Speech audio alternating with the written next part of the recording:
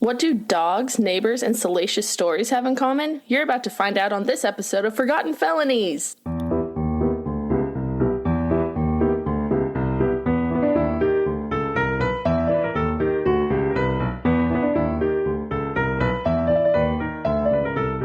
Welcome back to Forgotten Felonies. I'm Monica. And I'm Olivia. And this is where we take you back in time to rediscover the crimes of vintage villainy that time forgot. This episode is a doozy. But then again, aren't they all? This one takes us back to the year 1911, and this case is still unsolved. This one has left law enforcement and armchair detectives baffled for more than a century. Yes. So I first found this case in the old newspapers on a university website several years ago before I even had a newspapers.com subscription, and I have been consumed by it. Ever since we started the podcast, I've been wanting to cover this one, and I had 12 pages of facts that I'd put together before we even started recording episodes all laid out. So I was really excited when you finally agreed to do this one next. Yes, and speaking of newspapers.com subscriptions, I've got to throw this in. We have exciting news, you guys.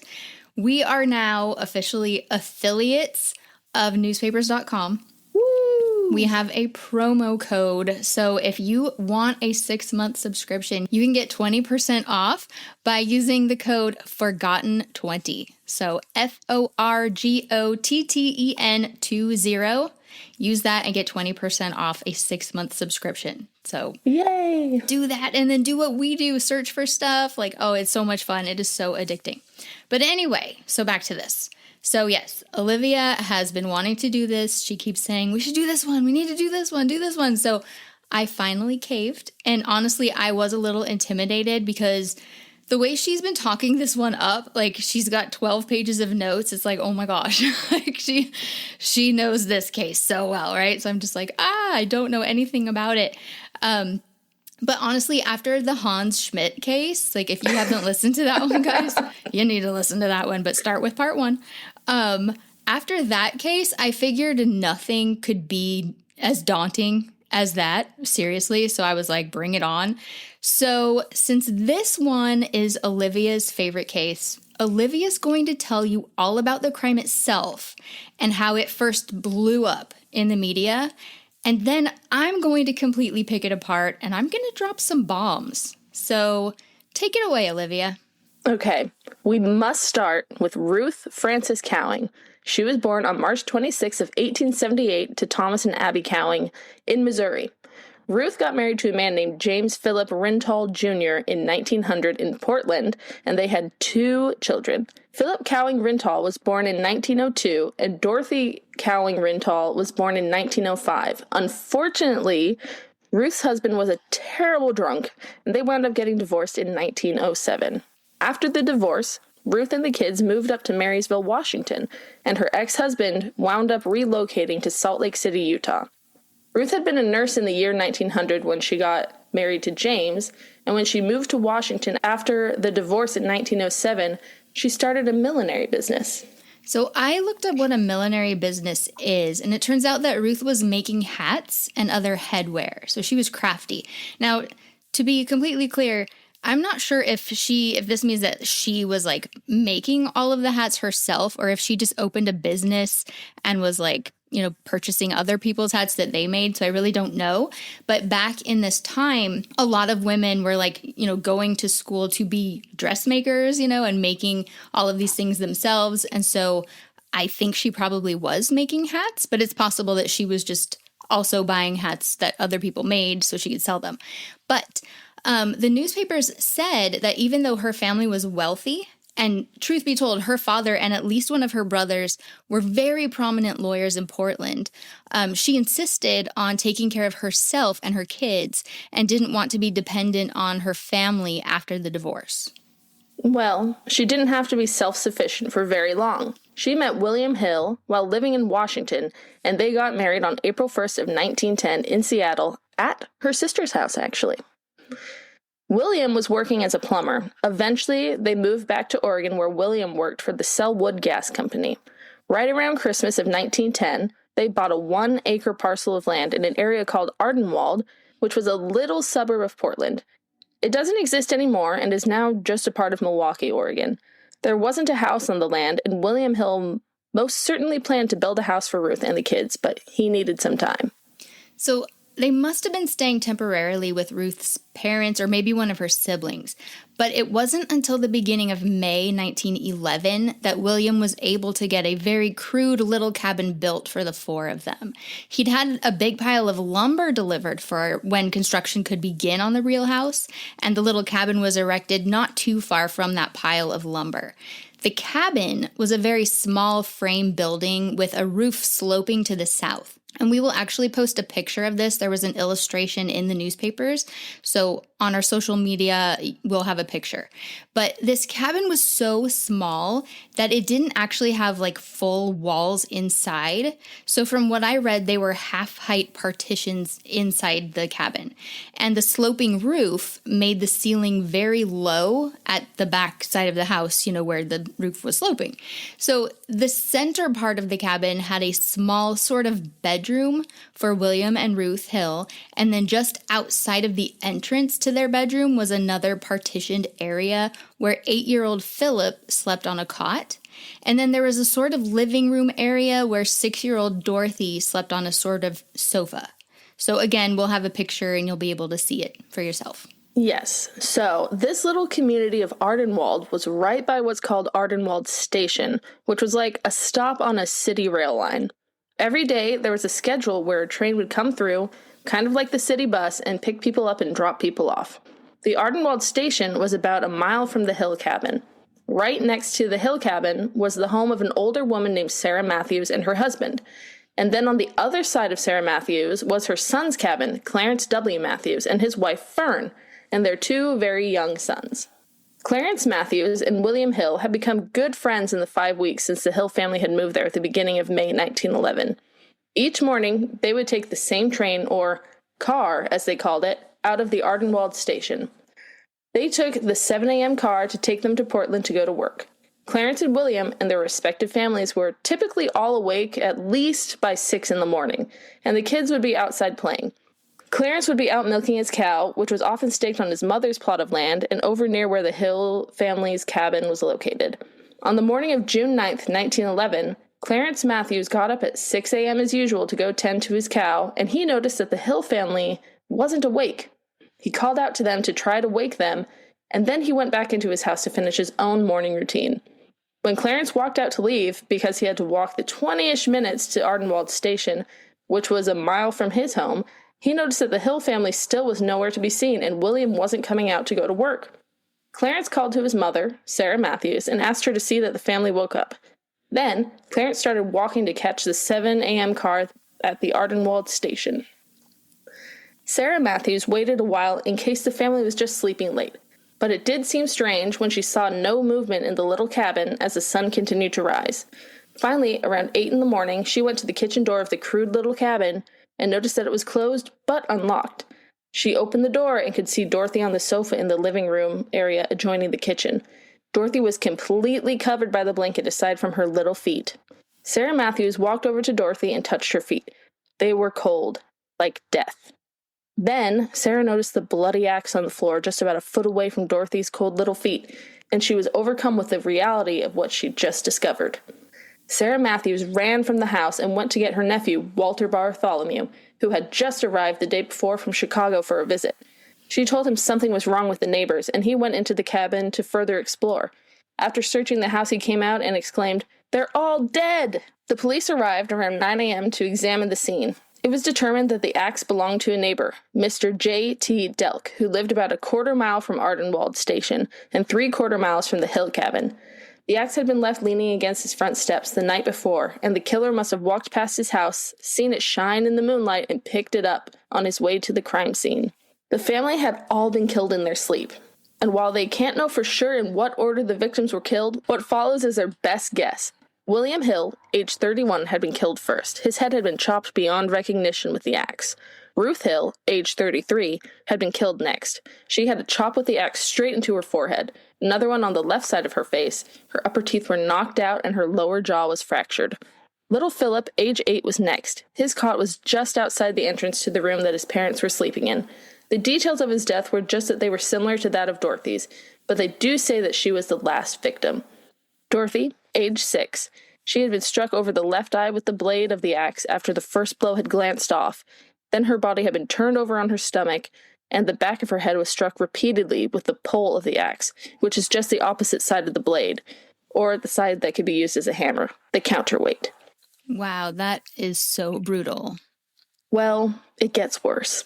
After they were dead, the killer raped Ruth and Dorothy. Oh my gosh. Ruth and William's bed was up against a wall, and Ruth had been sleeping on that far side by the wall. After they were dead, the killer grabbed her by the legs and pulled her up and over William's body, so she was physically on top of his dead body while he raped her. And he had covered her upper body and William with blankets, so when the bodies were found, they initially didn't even know William was in the bed. So what gets me is that he raped her over her husband's dead body, like, literally. Yeah. That is insane to me. When I first read that, I was like, you've got to be kidding me. And I thought, I saw that in the papers and I was like, come on, that has to be a misprint or they're making that up. And I texted you and I was like, for real? Thinking you'd be like, what? No, I didn't see that anywhere. But you were like, yep. No way. That's insane.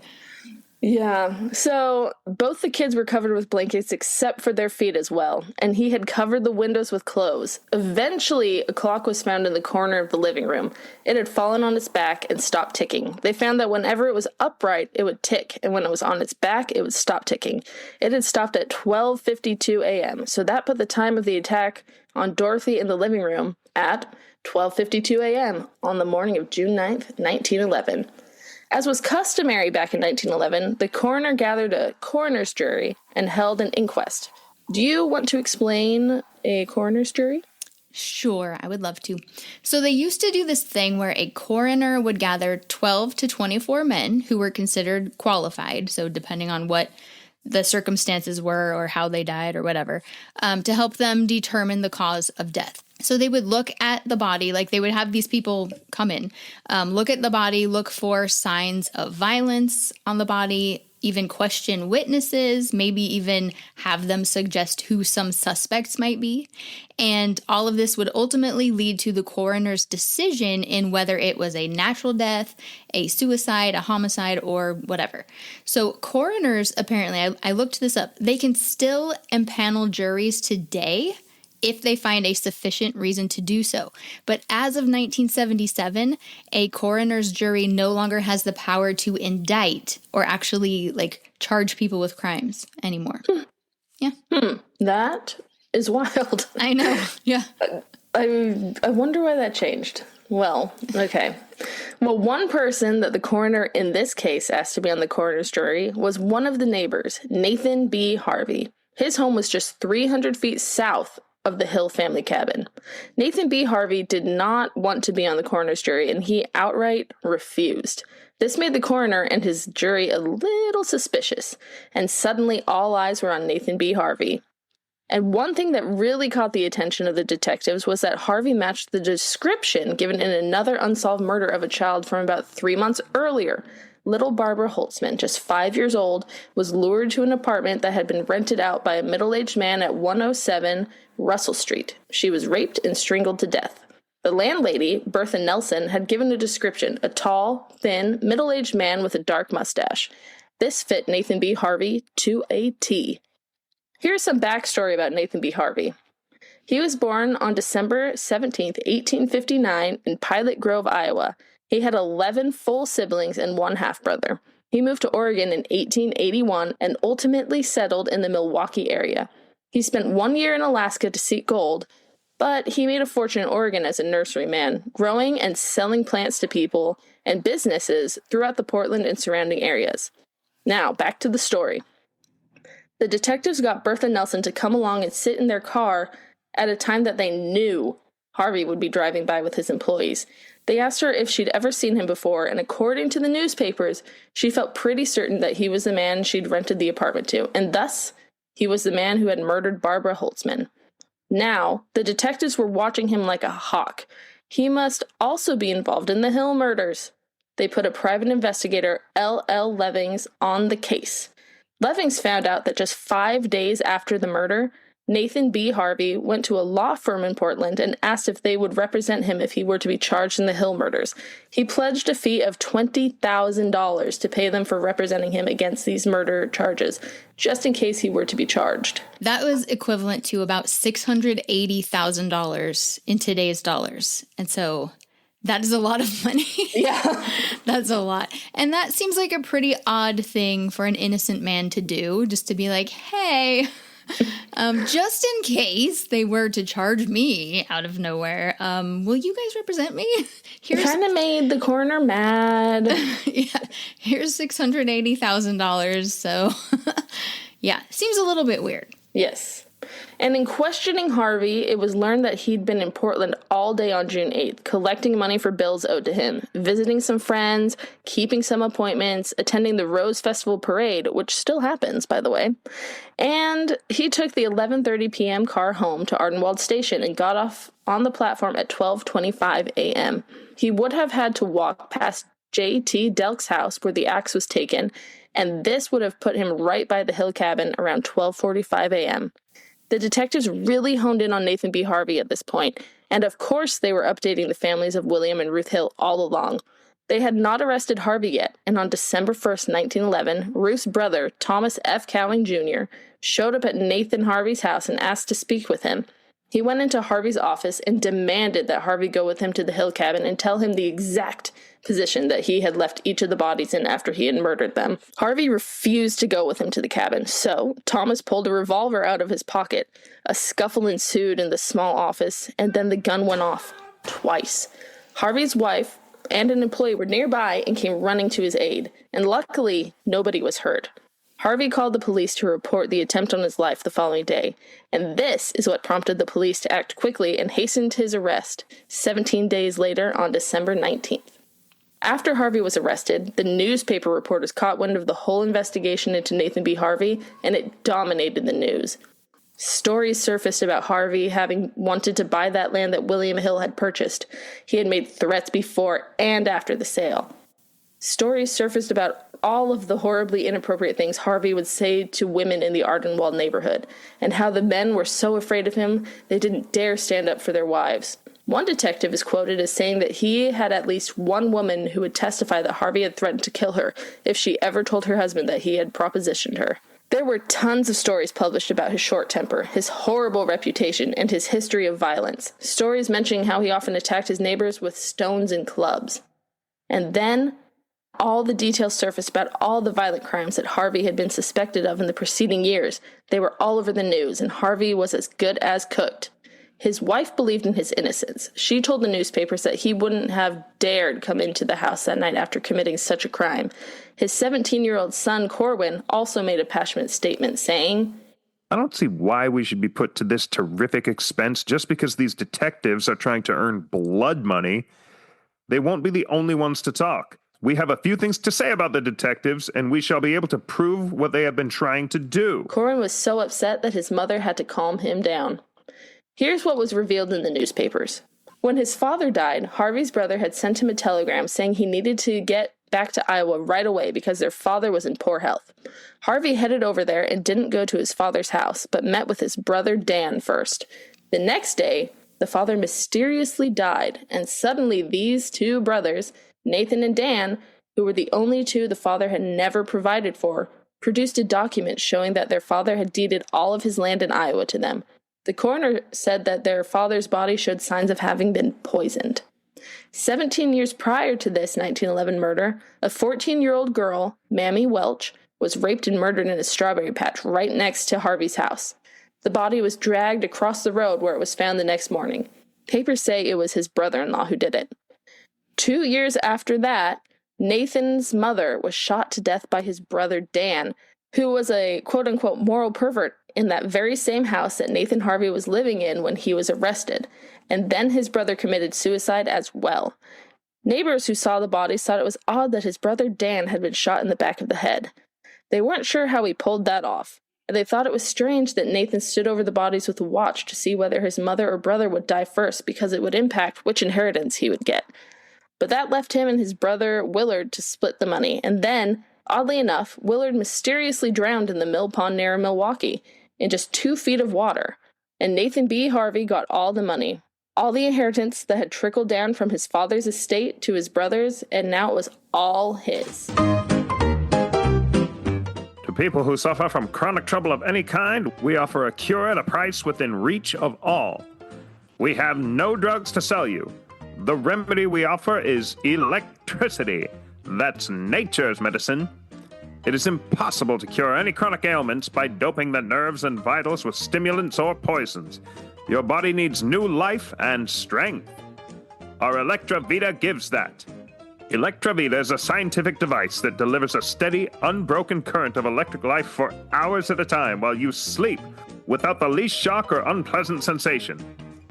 Electravita builds up vitality and strength and gives to every weak or inactive organ the power to do its work properly as nature intended. It is curing men and women every day after all other methods of treatment fail. Electravita. Nature's remedy cures while you sleep. Wow, Nathan B. Harvey. Guilty as sin. But I mean, is all of that true? If you know anything about me by now, you know I had to look up each and every one of those stories. So let's rewind a bit for a closer look. As I was reading article after article, I noticed some discrepancies. Do tell.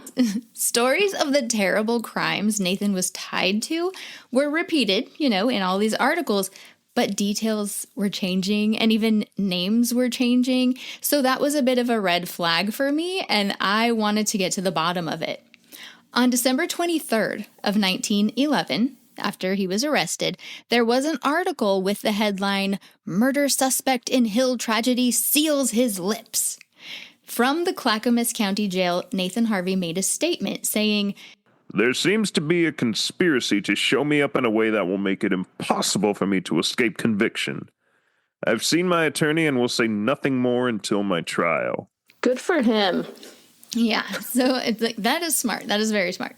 So the article then goes on to detail even more things. Like right after he says that, it goes on to tell more stories, like Nathan getting $12,000 when his brother Willard drowned in 2 feet of water, and how he stood with a watch over his mother and brother and watched as his brother died first, so that his brother Dan's money went to his mom upon his death, and then when his mother died 5 minutes later, the money went from his mother to himself.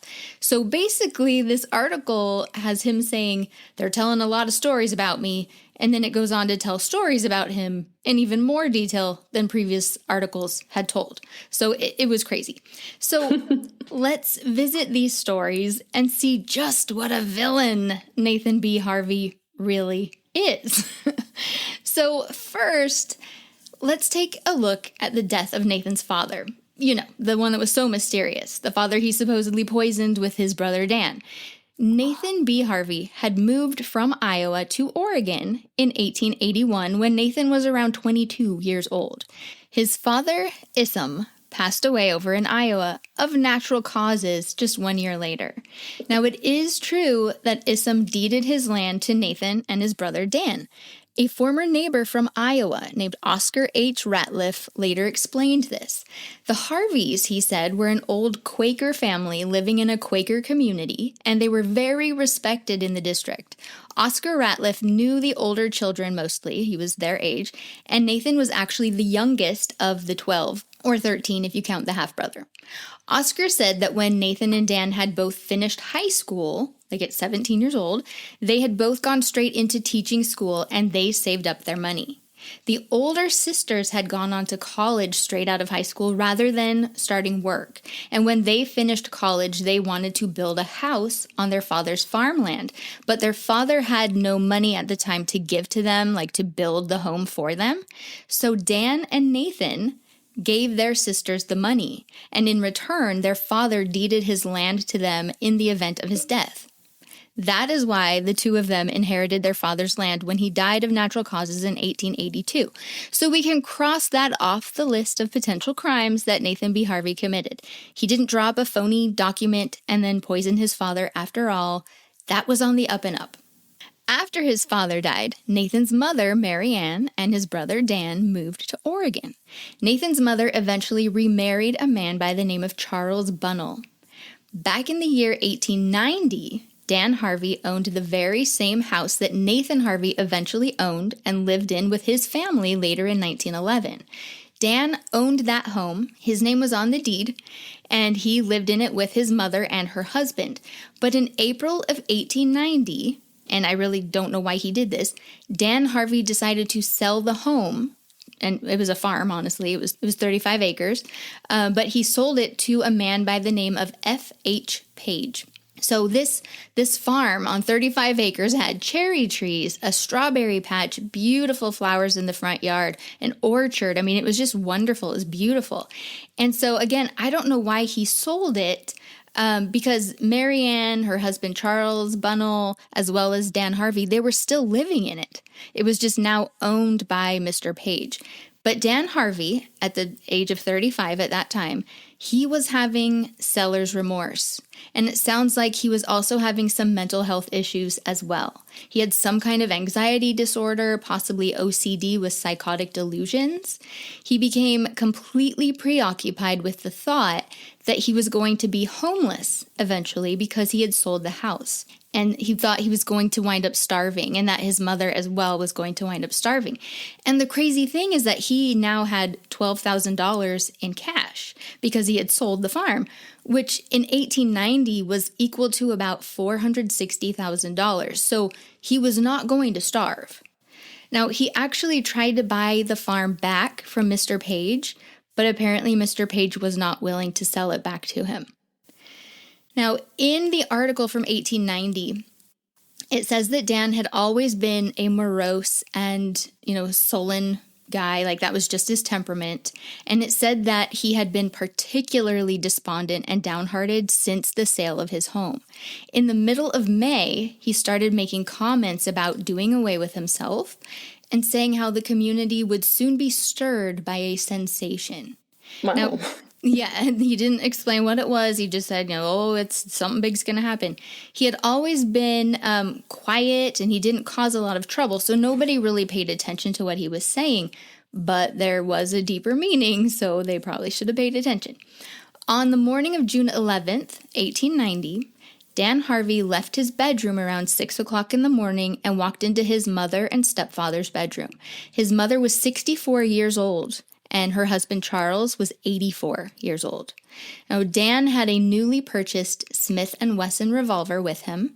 Both Mary Ann and Charles were sound asleep. Dan put the muzzle of his gun to the right temple of his mother's head and fired. He then walked around to the foot of the bed, put the gun up to his own head, and fired the gun a second time. Charles, at 84, his hearing not what it used to be, did not wake up from the gunshots. What woke him up was the sound of his wife groaning. Which is a lot quieter than a gunshot, but... Yeah. Well, she was probably continually groaning, and so after a while, it probably stirred him. It was enough, So it was shortly after 6 o'clock when he woke up. So he tried talking to her first, honey, what's wrong? He tried talking to her first and she wouldn't respond. So he got up and got out of bed, and then he saw Dan lying on the floor at the foot of the bed. So at first he thought, well, that's weird. He must have fallen asleep down there. What's going on? So he bent down and tried to wake him up. And that's when he saw all of the blood, and the reality of the situation dawned on him. So he rushed over to his wife and he saw all of the blood on her face, and he just started yelling for help.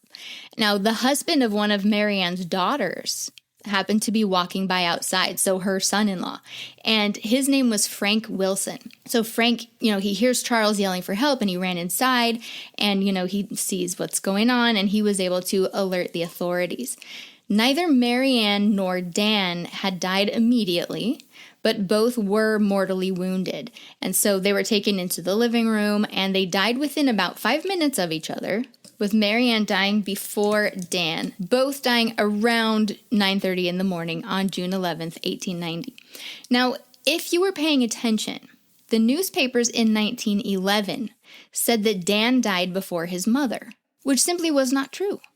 The papers in 1890 also make no mention of Nathan even being present, though they do mention that many community members gathered in the home, so I would assume Nathan was there. You know, they probably would have called him. Mm-hmm. And if they knew that they died around 9:30, then certainly someone had a watch, you know, or there was a clock or something.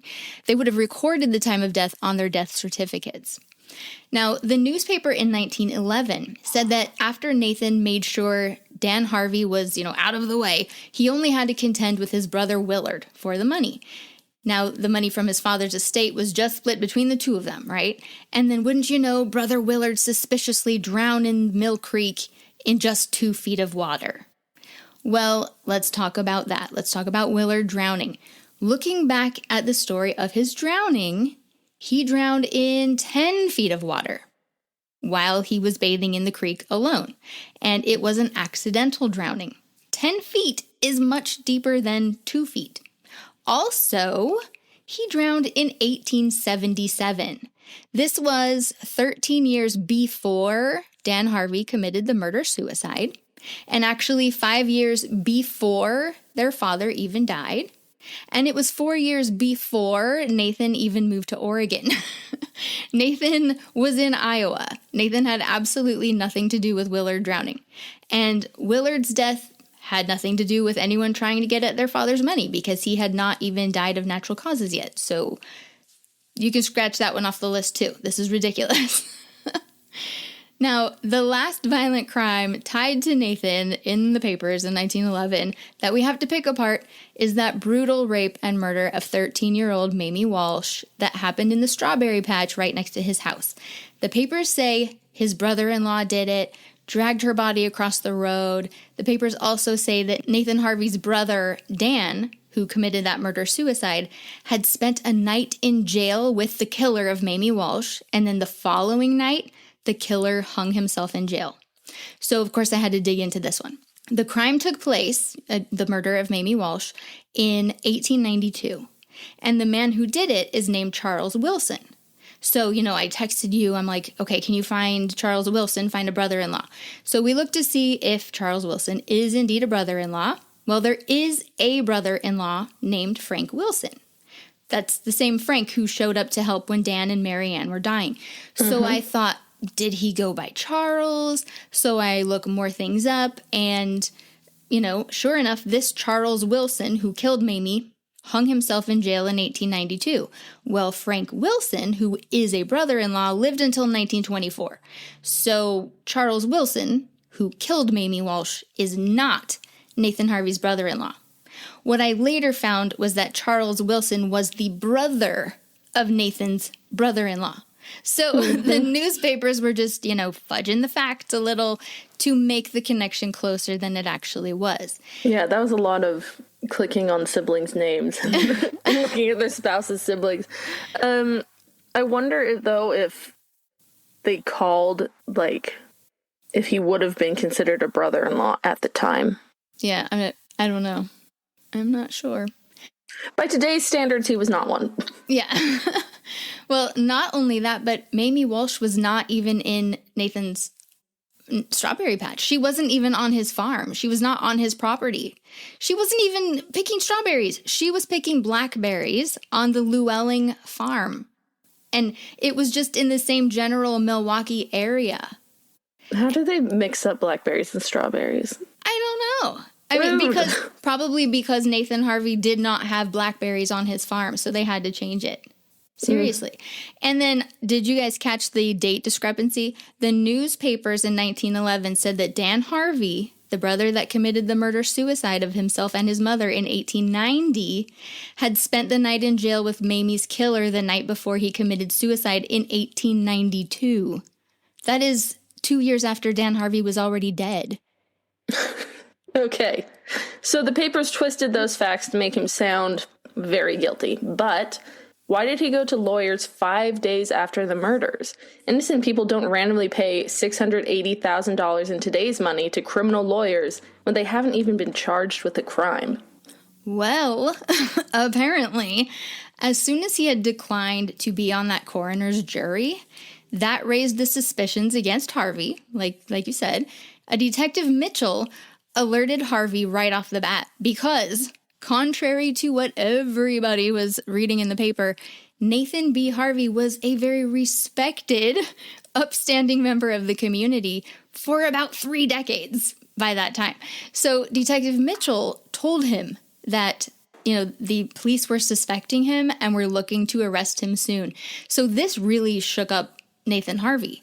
And he was like, oh my gosh, this is freaking me out. And so that is why he went to the lawyers right away to retain them just in the event that he were to be charged. He didn't do it out of the blue. He had been given a heads up. Good on Mitchell. Yeah. It also made him look even more guilty. Yeah. So, I see where Nathan Harvey was coming from when he said there was a conspiracy in the media to make him look guilty, and he was just going to keep his mouth shut until it went to court. So after doing all of this fact-checking, at this point in my own investigation, I was convinced Nathan B. Harvey was innocent. Now, on December 26th of 1911, the district attorney was able to get the case against Nathan B. Harvey dismissed. And he gave quite a tongue lashing to Sheriff Mass and Private Detective L.L. Levings in front of a judge for having completely railroaded Nathan Harvey and not producing a single shred of evidence that could hold up in court. Basically, the only thing that they had against him was the fact that he would have walked past the Hill home at the time the crime was committed. How rude. I know, it's ridiculous. And the state knew they didn't have anything. It came out that Detective Levings went to one of the members of the grand jury twice before they had even been called into session and tried to get him to promise he would indict Harvey on murder charges, no matter what the evidence was. So it was all really shady and dishonest. Leving is scummy. Yeah. So when Harvey was let go, they said, okay, it's dismissed, you can go home, half the crowd erupted in cheers, and the crowd was 300 people. The room had been packed.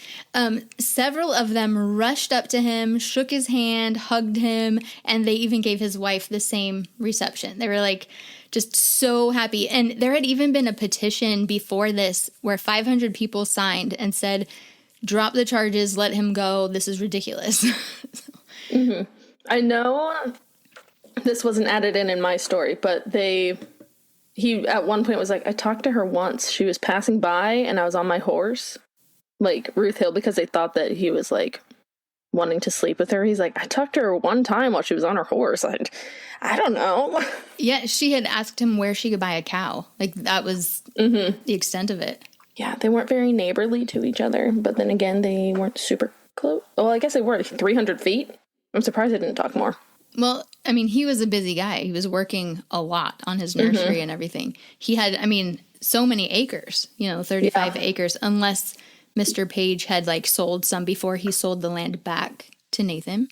Yeah, I wonder if some of it the Hills bought. Yeah, maybe that land had originally been part of that big plot that Dan had owned. Mm-hmm. After it was dismissed, Nathan Harvey turned around and sued a ton of people for libel. As he should. Yeah. He sued people left and right because so many people in the community had contributed to those salacious stories saying that he was violent, that he beat up his neighbors with stones and clubs, that he made all of these inappropriate advances toward all the women in the neighborhood, and so on. Now, Nathan Harvey was worth $75,000, which is about $2.4 million in today's money. He could afford tons of lawsuits, and so he was getting even. This was bad for him, for his reputation, for business, for everything. And he went after the newspapers for years. Anytime an article would be published about the Hill murders and mentioned his name, he would file a lawsuit against the newspapers the next day. Like, don't you dare tie me to this ever again. And so in August and September of 1915, 4 years after the murders, the Portland Daily News published 3 articles about the Hill murders. They vaguely referred to the report that a confession had been made to someone in authority, and the one in September mentioned Harvey's name as someone who had been arrested. So Harvey filed a suit against the Portland Daily News for $75,000, so $25,000 for each article, which comes to a total of $2,398,871.29 in 2025 dollars. And the judge ultimately dismissed the case. But then right after it was dismissed, the Portland Daily News wrote up an editorial about the whole thing and about the case being dismissed, which resulted in the refusal of many of Nathan's customers refusing to pay their bills, amounting to a sum of $5,000. And so he sued for the $5,000 in unpaid bills, and then he wanted an additional $10,000 for exemplary damages, plus $100,000 for general damages. So he sued them for $115,000, and that lawsuit was filed in November of 1915, and that is equal to $3,678,369.31. So I imagine that one got dismissed as well, but I didn't see a follow-up article, and I think the papers were terrified to print anything having to do with Nathan Harvey after that. I mean, I would be terrified, but he also should have won. Yeah, he should have gotten something. It was just funny. It's like, oh, there's nothing about Nathan Harvey anymore. What's going on? So if Nathan Harvey didn't kill the Hill family, who do you think did it? Well, of course, I had to look at everyone else that they were looking at, and it was really frustrating because they put all of their eggs in the Nathan Harvey basket and ignored everything else. And I think that's probably why the case didn't get solved. But the detectives weren't fully giving up. I mean, they did have some other leads that they did look into. There was a fairly young man named John G.H. Searks that was suspected for a while, and he had actually confessed to murdering a woman named Daisy Wehrman and her 3-year-old son up in a cabin in Scappoose, Oregon in September of 1911. Now, this is just a few months after the Hill family murders, and it's a 28-mile distance. John was mentally ill, he had a history of violence, he used to threaten to kill his family members all the time, and he had previously attacked Mrs. Wehrman, and also the murders were done very similarly. So Mrs. Wehrman's head was beaten in with a hatchet, and she was also shot 3 times in the head. She had not been raped. However, they had reason to believe that the killer was planning to rape her, but was scared away before the act could be completed. So maybe like her skirt was pulled up or something. I don't know. And then little Harold's head was also beaten in with a hatchet. A man named J.A. Pender was convicted of the Wehrman murders, and Searks later confessed in 1915. He then recanted his confession and said that he had only confessed to try to save Pender from the gallows, but a lot of people think that Searks actually was guilty. Searks was a neighbor, and it was Searks's mother who had found the bodies. There was never any evidence placing Searks in Ardenwald, though. Now, there was another suspect named Ed Ramsey, also known as Frederick Alexander, who caught my eye. He was homeless, and he lived in the woods literally 100 feet away from the Hill cabin. He was mentally ill, and he had been charged with sex crimes against children, mainly little boys, and he'd been charged with these around the time of the murders. The day of the Hill murders, he was on the road between Ardenwald Station and the Hill home, making threats to women. Now, just 7 days after the murders, he was arrested and questioned about his whereabouts in the preceding days. He said he couldn't remember, and he had a bad memory because he was a San Francisco earthquake refugee, which there had been a really bad earthquake there in 1906. Now, he was identified by Deputy Sheriff Schultz of Selwood as the man who had been terrorizing the Ardenwald neighborhood by prowling at night and in the early morning hours. So this is sounding pretty good, right? Mm-hmm. Now, they didn't hold him or look more into him because it was obvious to them that he was weak-minded, and they had a hard time believing someone who was that feeble-minded could be dangerous or could commit a terrible crime. Fools. I know, they're like, oh, he's a little too crazy to be, that evil. So on June 20th, they sent him to the insane asylum in Salem. They didn't tell the hospital that they suspected that he could possibly be tied to the Hill murders. So after 5 weeks, he was released, and that was that. So, yeah, but later in July of 1915, he was arrested again, and he was investigated for the Hill murders. Criminologist George A. Thatcher told the officials that he had conclusive evidence connecting him to the Hill murders, but then that evidence never materialized, and nothing more came of it. Get it together, Thatcher. I know. It's funny because they always back then would say, oh, we've got more evidence, though. We just haven't told you yet. And then they have nothing. Because they even said that about Nathan B. Harvey. Well, we just haven't even presented all the evidence yet. Mm-hmm. Where's the evidence? We just haven't shown you. We have it, though.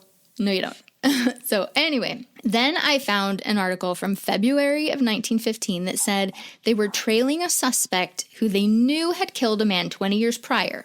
And they were pretty sure he had killed that 5-year-old girl, Barbara Holtzman, who had been murdered 3 months before the Hill family. And they were pretty sure he probably also killed the Hill family. And he might have even killed Mrs. Wehrman and her son. They weren't releasing his name yet in February of 1915, but they were getting really close to capturing him, and then they would release all the details. They had the evidence. Yeah. And then later it came out that this person was an elderly doctor named O.C. Hyatt. Now, apparently, the detectives had gone undercover and befriended the man, just got to know him. So he, met them and thought they were just his friends. Now, whenever they would go and talk to him, they'd always give him a bottle of liquor to get him drunk and get him talking. And they were trying to get him to confess to the murders. Now, the thing is, the landlady who had rented out the apartment where 5-year-old Barbara was killed, she had already said Dr. Hyatt was absolutely, definitely not the man she had rented the apartment to. When Dr. Hyatt saw that article in February, they had given just enough information that he knew they must be talking about him. And so he was like, wait, these friends of mine are clearly the detectives that they're talking about. But he had never killed anyone. He had told them about a fight he had gotten into 30 years prior, not 20, with a really big man who had attacked a much smaller man. This was a big bully. So Dr. Hyatt had stood up against this bully who then tried to kill him with a lead slingshot. And in fact, it was this huge brawl. So Dr. Hyatt stood up to this big bully, and he had 2 brothers with him. One of the brothers took Dr. Hyatt's side, and the other brother took the bully's side. So the 4 of them were fighting, and it was this big, massive fight.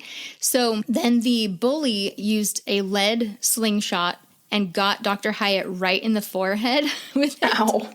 I know. And so Dr. Hyatt, he said, he used the word jabbed. He jabbed him with a pocket knife to, quote, make him stop. So he stabbed him to end the fight. But he said the bully didn't die. He was like, as far as I know, he's still alive and well today. But he still had the scar on his forehead from where he had gotten him with the lead slingshot. So, yeah. But anyway, he was not, he was like, I would like these detectives, this was so shady how they went about, investigating me. I would really like them to be investigated because I feel like that was not appropriate.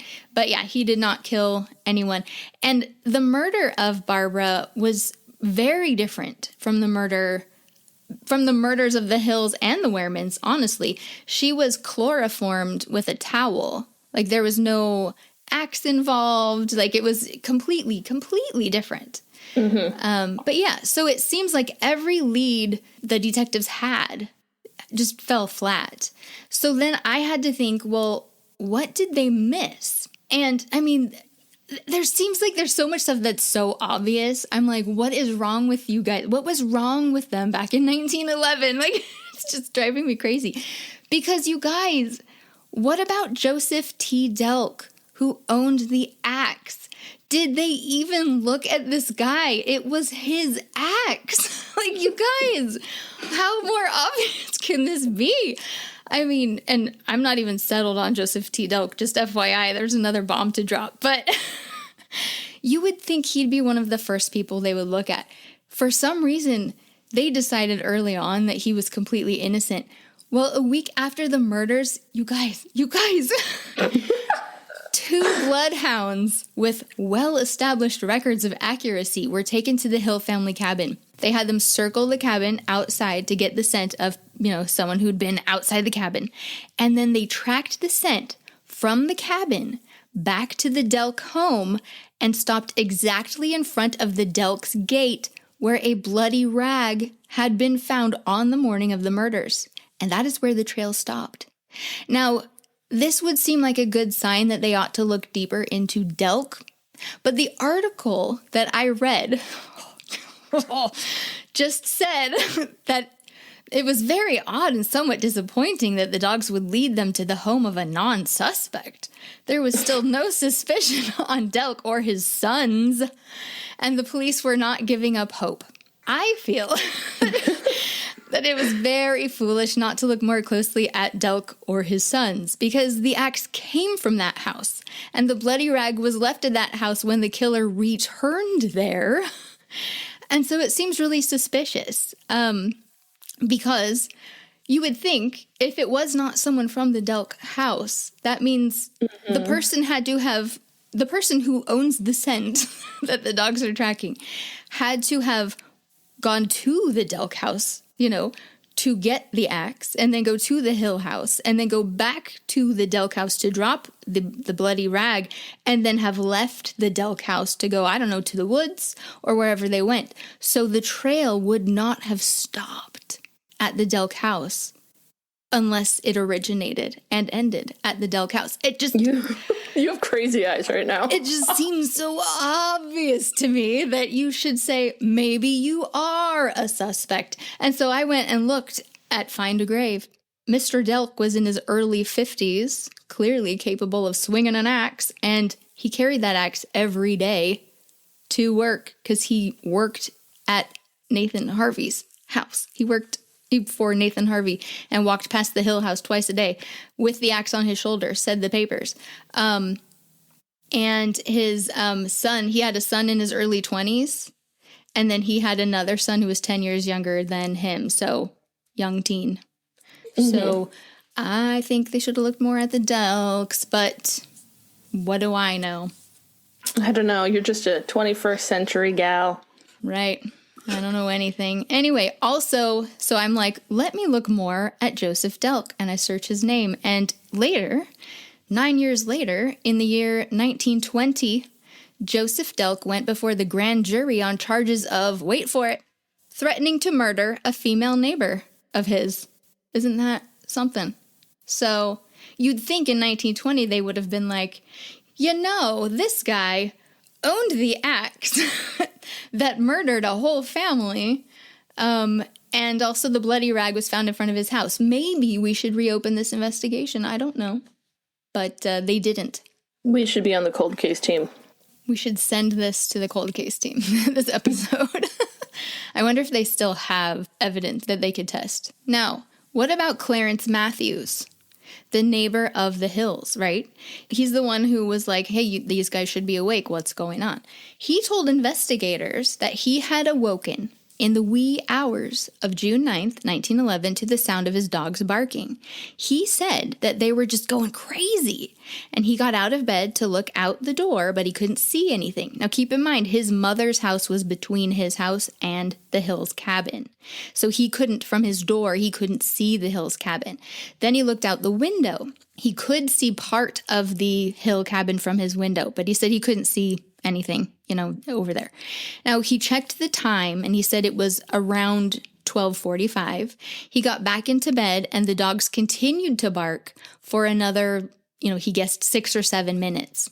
He said whatever they were barking at, it sounded like it was in the direction to the north, toward Ardenwald Station, which makes sense. That is toward the Delk house, because Delk lived 3/4 miles away from the Hill cabin toward Ardenwald Station. But when the detectives had questioned Nathan B. Harvey about his walk home from Ardenwald Station that night, he said he did not hear any dogs barking at all. He got off the platform around 12:30 a.m. and walked home, which was a mile away, and that would have put him by the Hill cabin around 12:50-ish, 12:50 a.m. or so. Now, if it was at night, which it was silent. The only sound would have been his footsteps and dogs barking, if those dogs had been barking. Nathan B. Harvey would have heard them. And I mean, if they were barking for at least, 6 or 7 minutes straight, going crazy, I'm sure he probably would have noticed. He would have been like, what is going on with these dogs? Why are they going crazy, right? Mm-hmm. And we know, and we're pretty darn sure, he didn't kill the Hill family. We know the neighbors made up all kinds of things for the papers to make the story. Such salacious stories. Yeah, I mean, they just made up stories and just made it bigger and bigger. But why would Clarence make up the story about the dogs, right? And this really got me thinking, those dogs weren't barking. There was a house between Clarence Matthews' house and the Hill house, where his parents lived. His nephew was even there on a visit from Chicago. If his dogs were barking so wildly for such a long time, wouldn't everyone in that house have heard it as well? And with Nathan Harvey's house being 300 feet to the south, and his wife, his teen daughter, and his son being there, wouldn't they have likely been aroused by barking that was so wild and lasted for so long, if indeed it happened? Good questions. Mm-hmm. If, by chance, everyone aside from Clarence W. Matthews was in very deep REM sleep, right? Like everybody. And if the walls were really thick and heavily insulated, and if there were lots of trees and bushes between the homes, then perhaps they would have slept through the barking. That's possible. But we do know for a fact that Nathan B. Harvey was wide awake, outside, walking right past the Hill and Matthews houses, and would have been within earshot of the dogs and their barking, in their frenzy, probably for the entire time that it lasted. I think that's something he would have noticed if it had actually happened. So now my question is, if the dogs were indeed outside that night, how could this crime have been committed without the killer sending them into a wild frenzy? Maybe if the killer wasn't a stranger to the dogs? Exactly. So I started looking closer at Clarence Matthews. He was married and had 2 very little boys. All I could find in the news about him is that he and his wife got sued a lot for not paying bills and for foreclosures.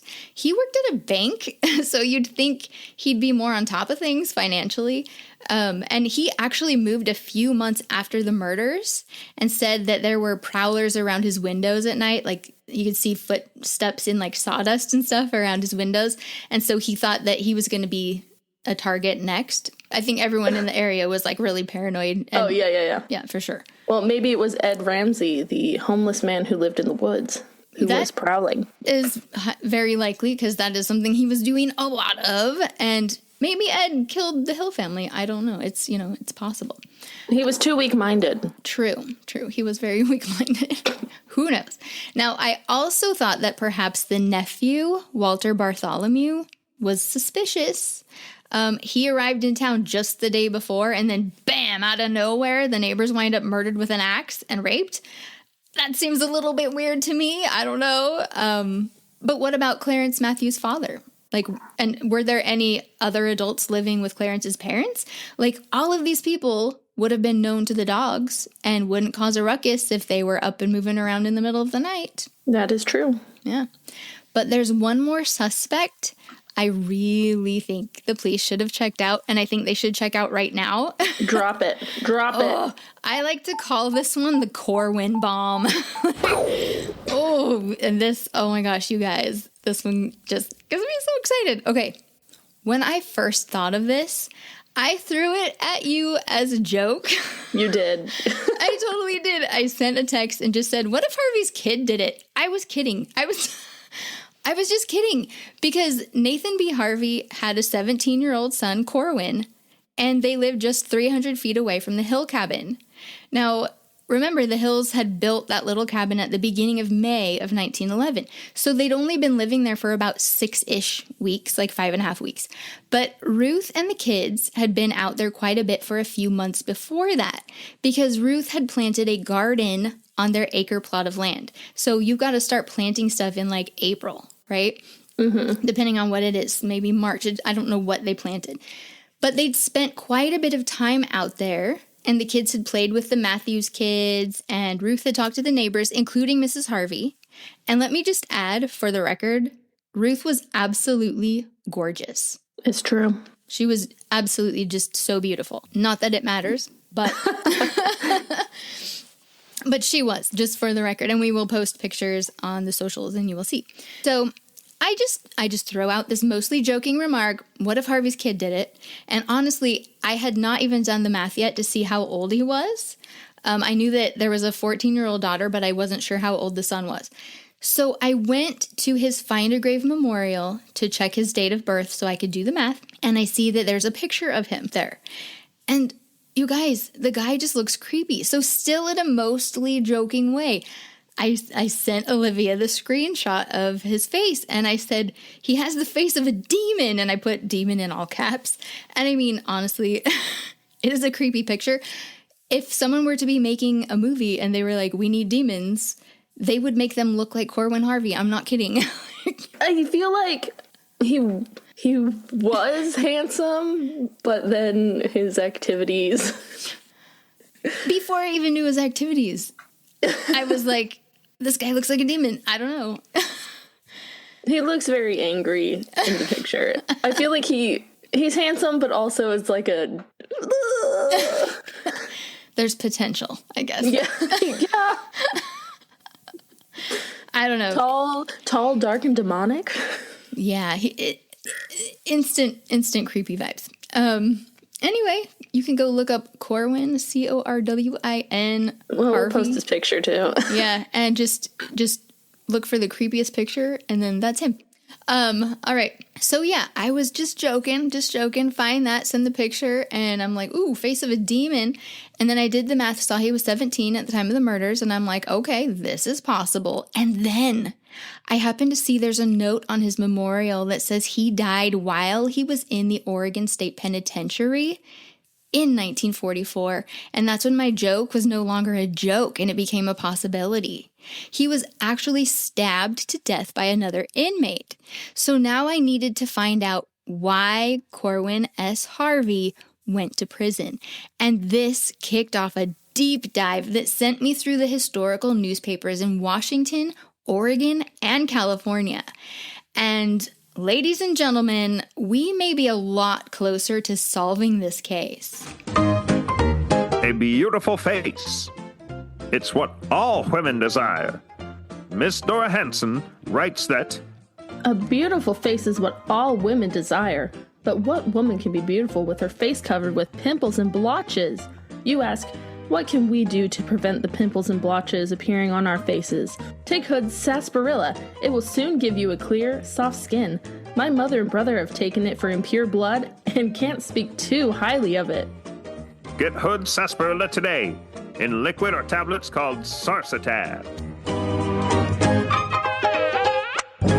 Corwin Satterthwaite Harvey was born January 7th of 1894, making him just about 17 and a half on June 9th of 1911. Typically in those days, kids finished high school between the ages of 17 and 19 because first grade started when they were between 5 and 7. Kindergarten didn't exist at the time. We know that his father, Nathan, had finished high school and become a school teacher promptly at the age of 17, earning enough money to help his older sisters build their own home once they finished college. So Corwin's father definitely valued a good education and probably would have wanted the same for his son. But Corwin wasn't finishing high school at 17. I don't know how Corwin was spending his days when he was 17, actually, because Corwin's high school graduation announcement doesn't show up in the newspapers until 1916, when he was 21 years old. What was he doing all day as a 17-year-old in 1911? Was he home? Did he see Ruth Hill when she and 5-year-old Dorothy came by the property to work in the garden in March and April before the home was built and 8-year-old Philip was in school? Did he overhear Ruth's conversations with his mother when she stopped by to introduce herself? When he graduated from high school in June of 1916, he went on to become a school teacher rather than going to college. He registered for the military draft for World War I on June 5th of 1917, and then he was drafted into the National Army on March 31st of 1918. Corwin reported for duty on April 1st, 1918, first as part of the Depot Brigade at Camp Lewis, Washington, then transferring to the Laundry Exchange, and then to the Ear, Nose, and Throat Clinic as a surgical assistant.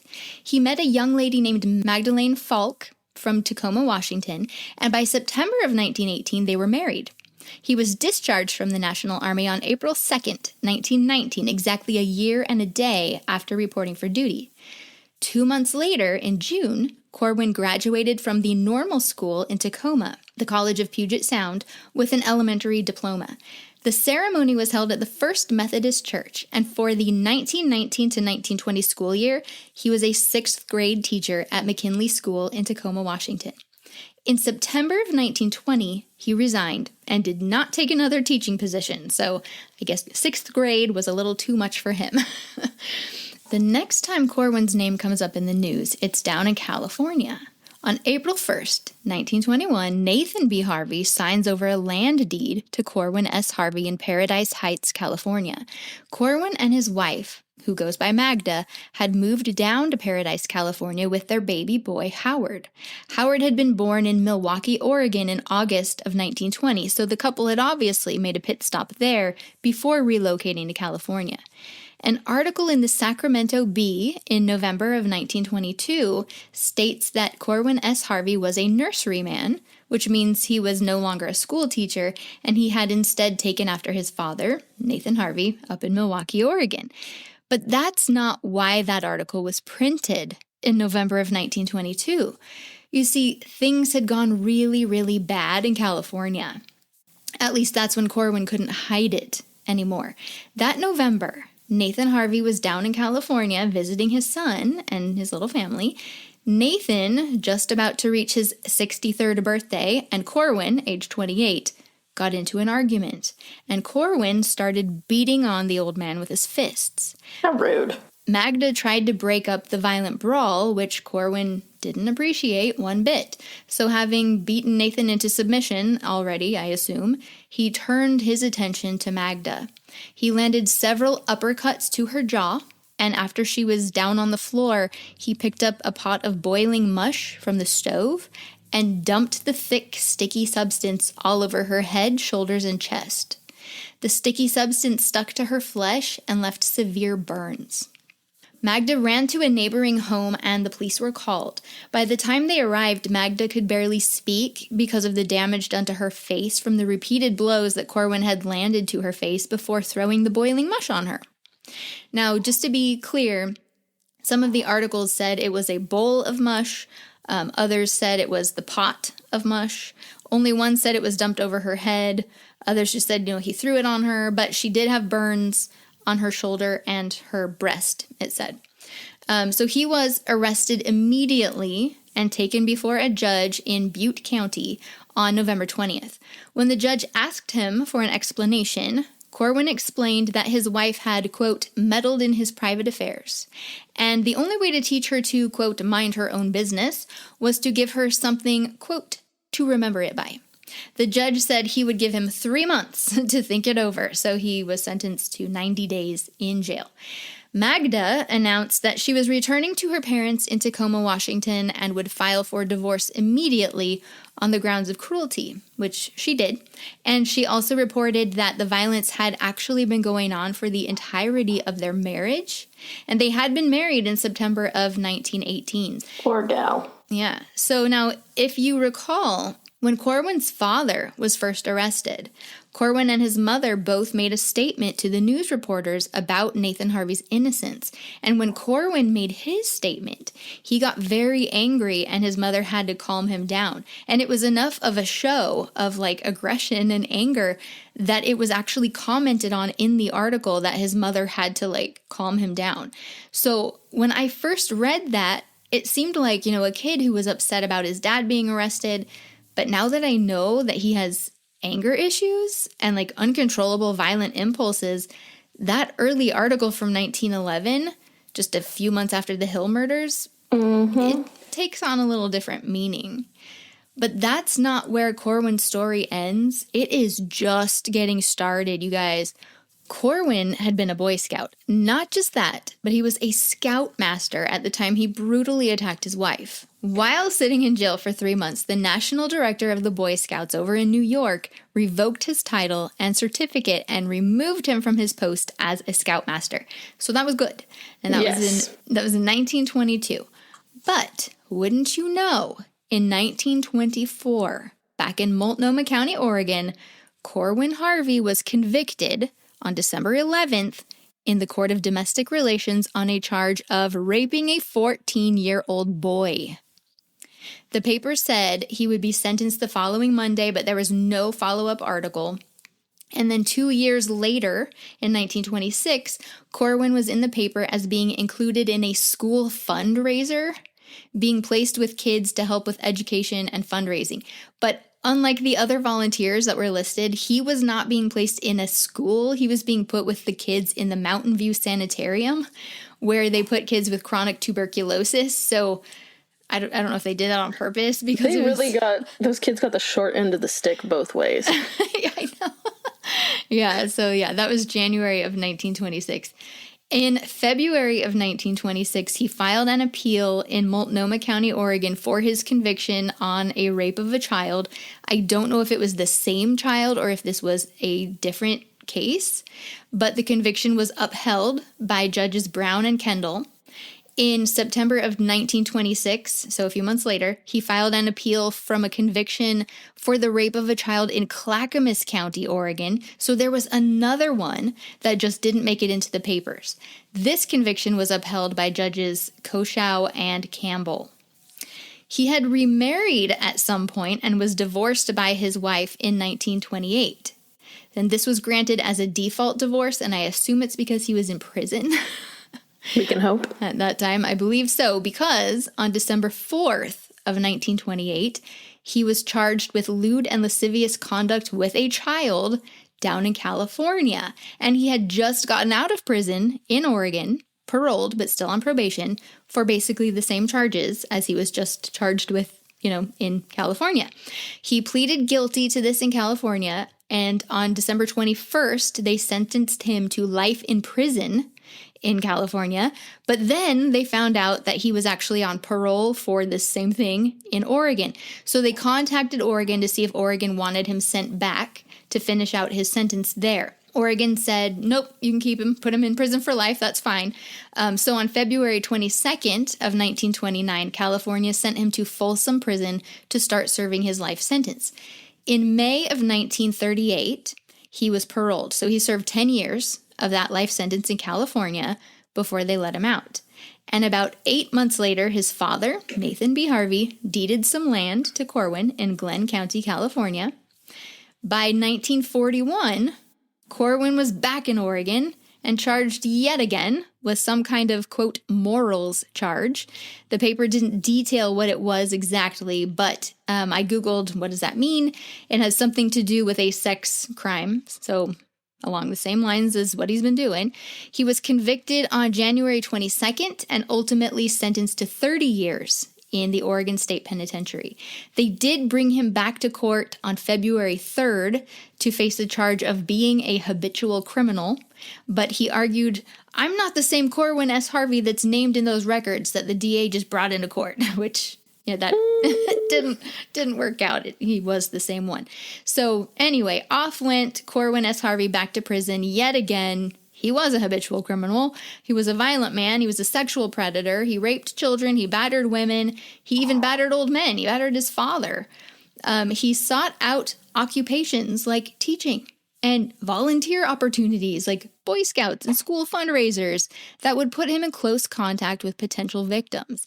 And he showed no remorse whatsoever for his crimes, giving plenty of hints that he was likely a sociopath. I'm just shocked that his dad deeded him land in California again after he beat him. Yeah, it's weird. It's weird. So here's my theory. Pray tell. Could the Hill family have been Corwin's first experience? Corwin may have been plagued by, dark desires, troubling thoughts, all of these things at the age of 17. He may have seen Ruth Hill, vibrant and beautiful, coming to the property to plant and tend the garden in the spring of 1911, and even Dorothy, if Dorothy was with her, before the cabin was even built. Ruth was gorgeous. Dorothy was absolutely adorable. Did he watch them through the windows? Did he peer at them from behind fruit trees, on his dad's property? His home was just 300 feet from the Hill cabin, from where it was eventually built. But the garden, it could have been anywhere on that acre that the Hills had purchased. Ruth could have been much closer to the property line or farther away, who knows? But did he see her? Corwin would have wanted to try some things out for his first time with a woman, but Ruth would have said no, obviously. Dorothy obviously would have screamed, she wouldn't have been a willing participant. So Corwin would have had to take them against their will. That's a given. He would need them to be immobilized. He would need victims who couldn't say no and couldn't fight back. And, I'm guessing he wasn't in school and he was full of hormones at 17 years old. And there was Ruth coming to the property to work in the garden, with him probably not in school and being around all day, just 300 feet away, his own property bordering the Hill and Matthews properties. The dogs on the Matthews properties would have been familiar with Corwin.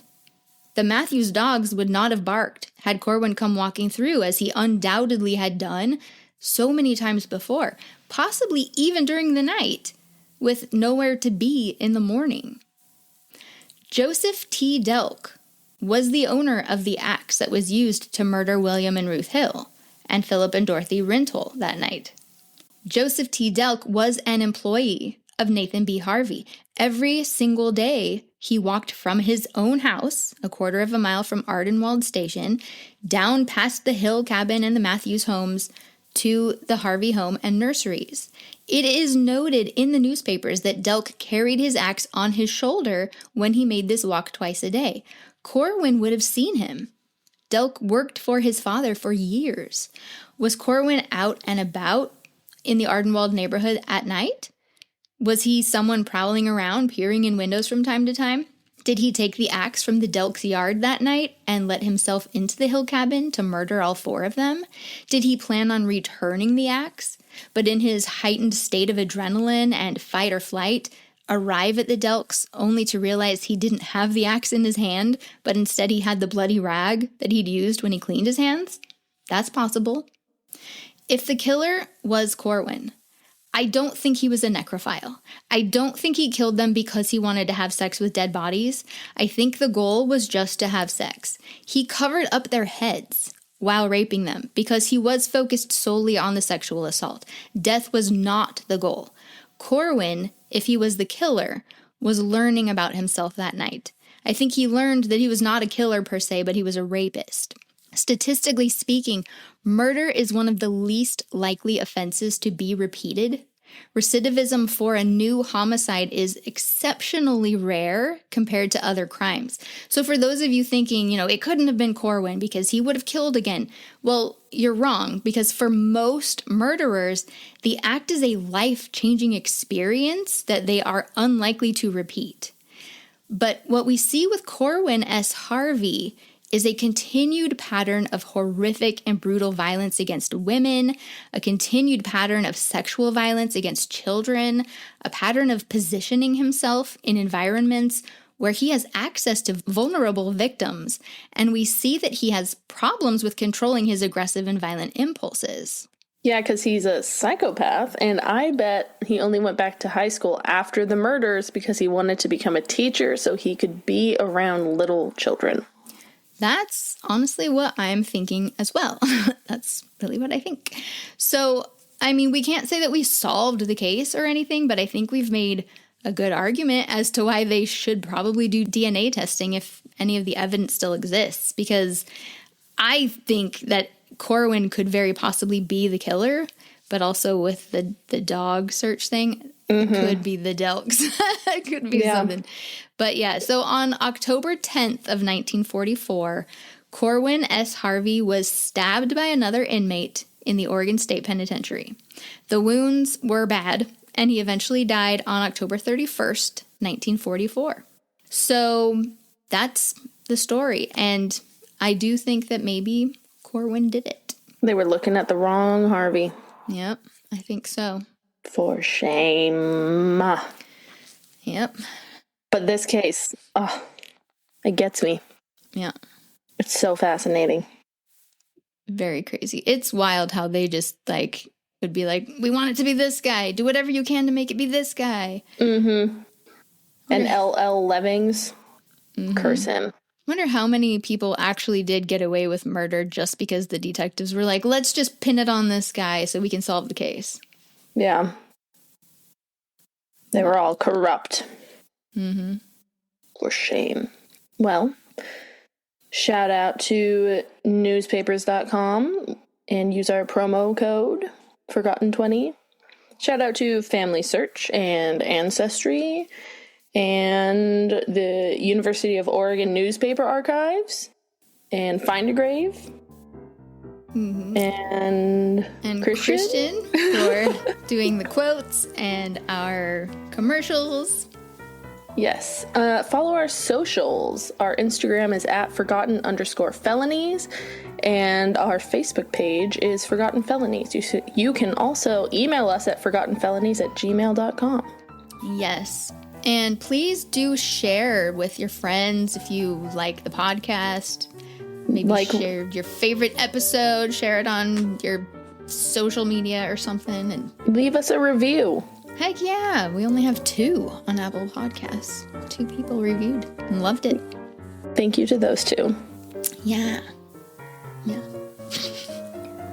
But I feel bad for Nathan, but at the same time, if it was Corwin, I wonder if Nathan knew. Yeah. Like, he would have had to suspect after Corwin started, like, committing crimes like this. Mm-hmm. You'd think he would have been like, oh my gosh, was it you?